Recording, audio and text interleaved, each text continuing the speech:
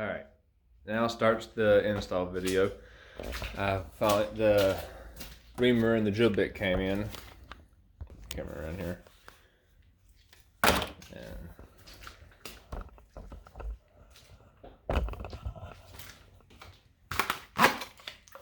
this is for the 7-degree reamer. This will be what I'll use to redo the taper on the knuckles and the pitman arm, and then the 5/8 drill bit. Gotta drill it out first. First, I want to go over some safety precautions. I got it jacked up on jack stands on front and rear. You can see there, and I got the jack still underneath the rear diff back there, just in case. And the purpose of this is to instruct people that don't know how to switch out steering or even take off steering and redo it. The stock steering is very small and tiny and weak when you lift and go to bigger tires, so it can't handle a lot. I've straightened out that tie rod 3 times, and I've replaced the tie rod ends twice within like 3 years. So finally comes the time to upgrade. I mean, you can clearly see the difference in size and strength on these components. So we are going to get started. And just stabilize this here. I'm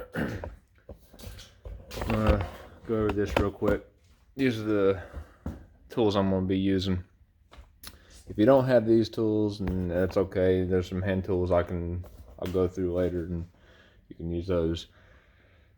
This is the hand tool to get off the first pliers for your cotter pins. Just to bend them back and then just cut them and pull them out of your castle nuts off your tie rod ends like this. And then just for the stock, be using, I think it's 19 is a stock size, so I'll be using a wrench. And you don't have, this is a double flex head ratcheting wrench. You don't have to use that, just use whatever you have. That's my preference. I worked in the industry for some years.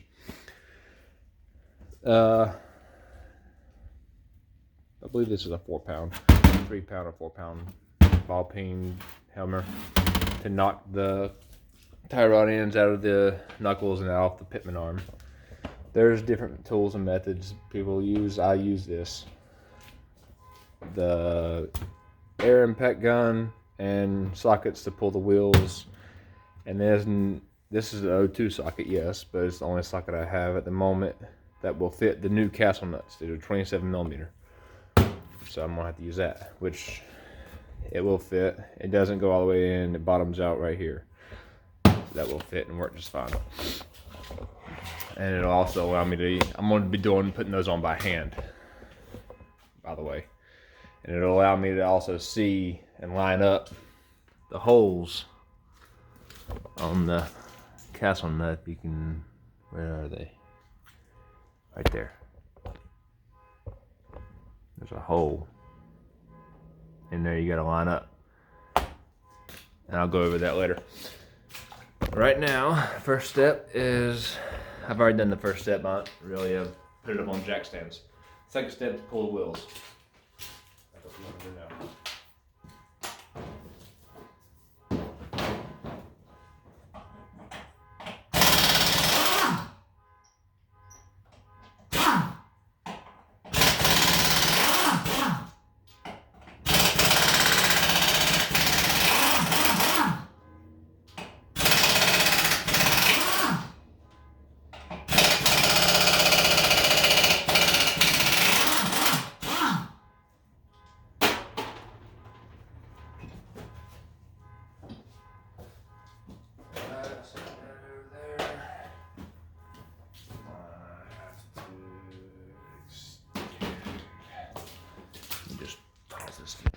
Alright, so I had shut off the air compressor because I didn't want it being too loud. And then on the tools I'm using, to change from the air tool to a battery impact. This is a Milwaukee 18 volt, half-inch impact. If you don't have that, use a 4-way, whatever your preference is. This is what I use when I can't have air.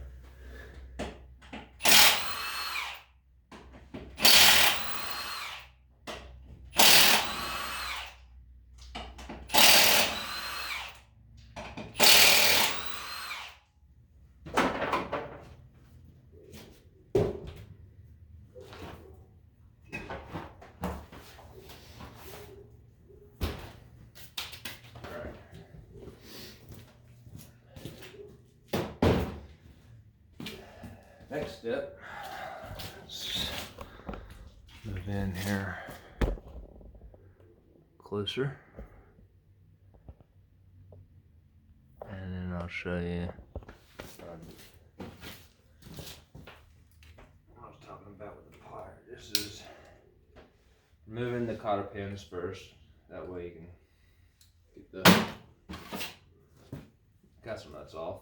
What I did is I straightened out the pins, and that next time I'm never going to be able to get that through there when it's mangled up that bad, so I just take a pair of Dykes side cutters, most people call them, and rip that out of there. Grab your wrench, break it loose. And if you check your nuts and all your bolts and stuff on your rig like you're supposed to, it will break loose like mine just did. Now, one thing I want to note here, this point, and this point is where you hit. You don't hit on the top of the knuckle. You don't hit on the side of the face here. You're going to hit the rotor, or you're going to damage and bend the knuckle. If you hit here, you're just going to weaken the knuckle. Here, here, or here. And just whack it gently, just the way of the hammer. And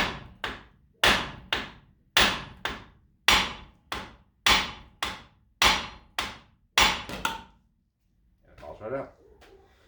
There are removal tools for that, but they're, again, preference. I prefer a hammer. Now, not too far there. Go over this side.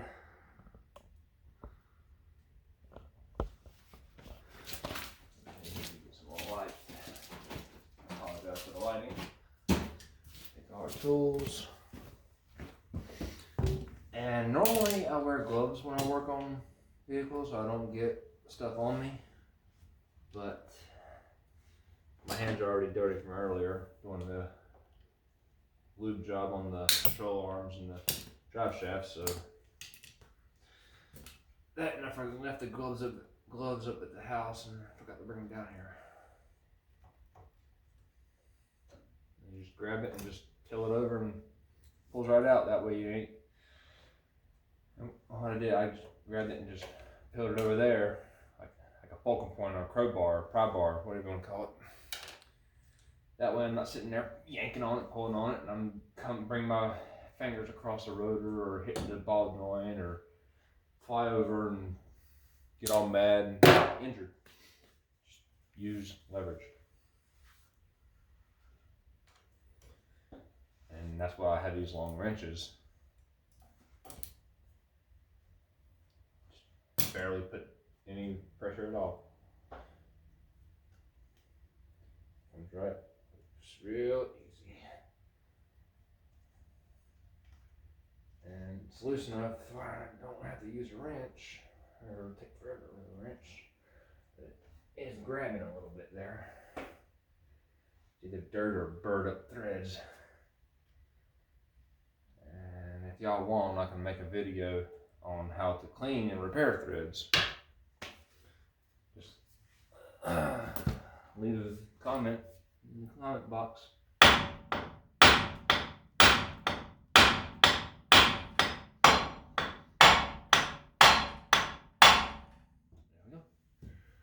there's that. Okay.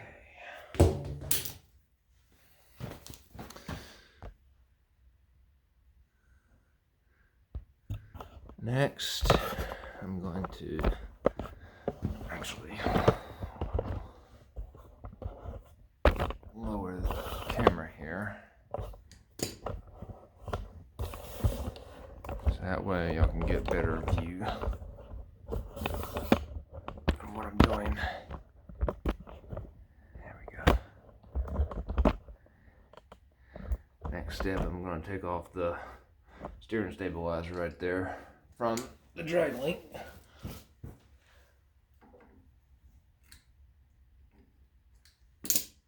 Goodness.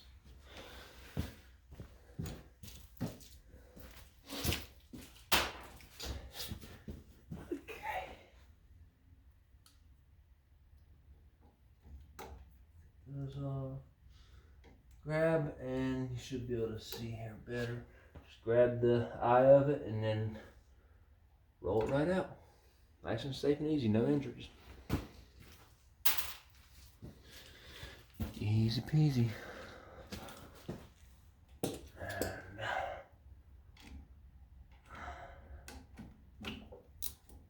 once again, you can do this too. This is the advantage of a swivel head wrench or ratchet, whichever method you prefer.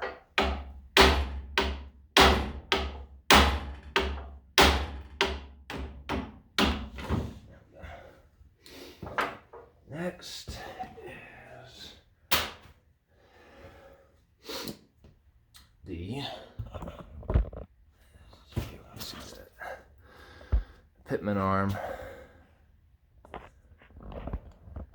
right there.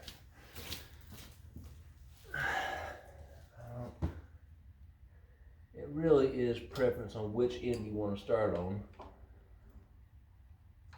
And it doesn't really matter either way. Just whenever it drops, don't be under it. And you gotta use a certain amount of sense.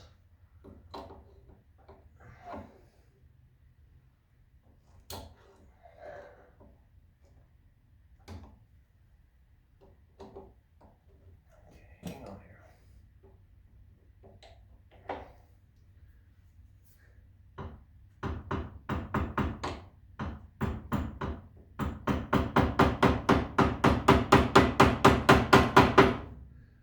Now, the method I'm using here is some people call it a backyard mechanic, but my uncle actually taught me this, who was a master mechanic for years. Just butt the end of a pair of needle nose into the eye of the cotter pin, and then just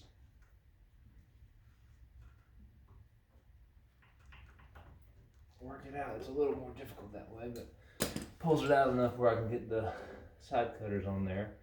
Grab, and out she comes. Alright, let's get these out of the way. Don't need those. And we're going to hit on the sides of the. Actually, let me back up there half a step. Gotta take a casting nut off. This is one of the two tie rod ends that is shot because of buck steer.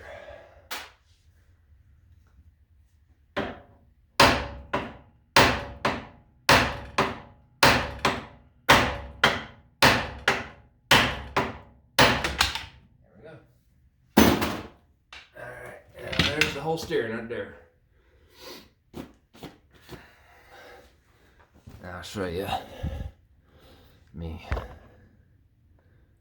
zoom out there. Okay.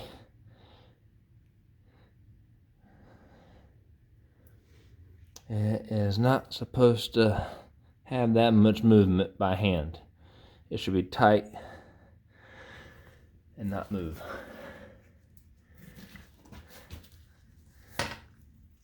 This one is horrible. That one connects right at the passenger side knuckle. It's takes the brunt of the vibration and movement. This one was at the driver's side knuckle. See, it's a little stiffer, but it's also loose in the tie rod, so that doesn't help. That's what vibration does. We're just gonna set that over to the side. I'll see if I can salvage that later. Now we gotta remove that steering stabilizer. I don't need that one. That one's getting upgraded. And this is also the Rough Country 4 to 6 inch heavy duty track bar. I had to replace that because my old track bar, it had a hydrant joint here instead of a clevet, which is what this has, and it didn't have the adjusting sleeve. You had to bust this out. You had to pull the bolt out and drop it and then adjust it and put it back in. This is much better and stronger, I believe. So, let me grab, I believe that's a 19 or 18. Might be 17.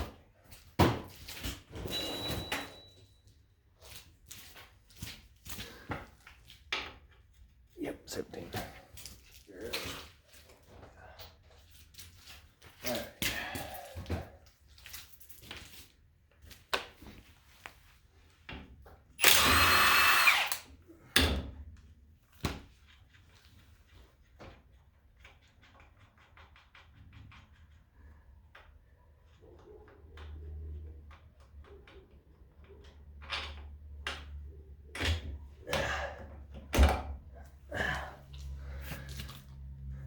That one's still good, so I'm gonna put that up on the shelf.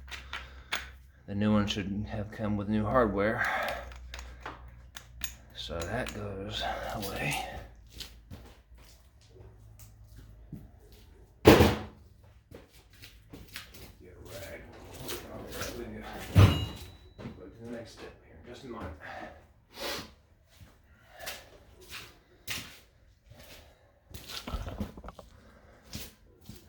So part of the next step